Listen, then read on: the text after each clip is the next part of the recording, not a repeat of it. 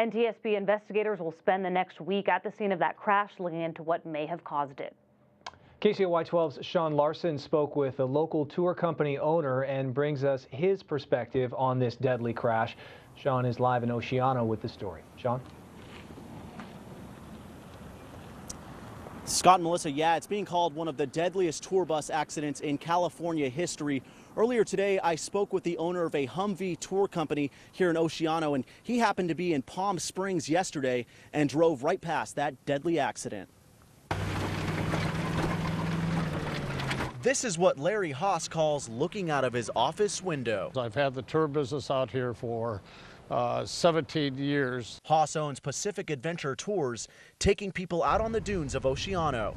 But with this great view, as a tour company owner comes some great responsibility. Our greatest fear is hurting somebody, and we don't want to do that. Sunday morning, Haas was driving back from a weekend in Palm Springs. In the morning when I left, I noticed the traffic was a little heavy on Indian. He was driving up on the aftermath of what's being called one of the worst tour bus accidents in California history, after a tour bus slammed into the back of a semi-truck, killing 13 people. It kind of looked like an explosion. You could see the pieces on the freeway.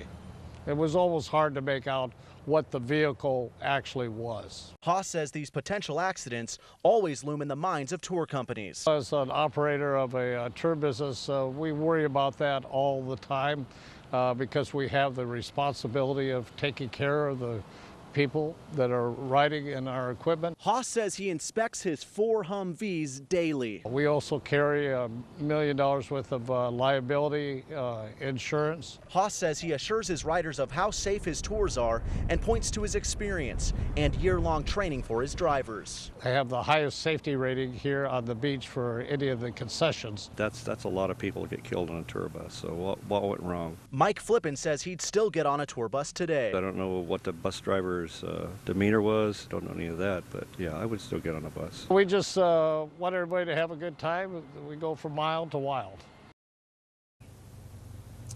And it's believed that the 40-plus passengers that were on that tour bus weren't wearing their seatbelts, something Haas says you always want to do no matter what vehicle you're in. Live in Oceano, Sean Larson, KCOY 12 Central Coast News. All right, Sean, thank you.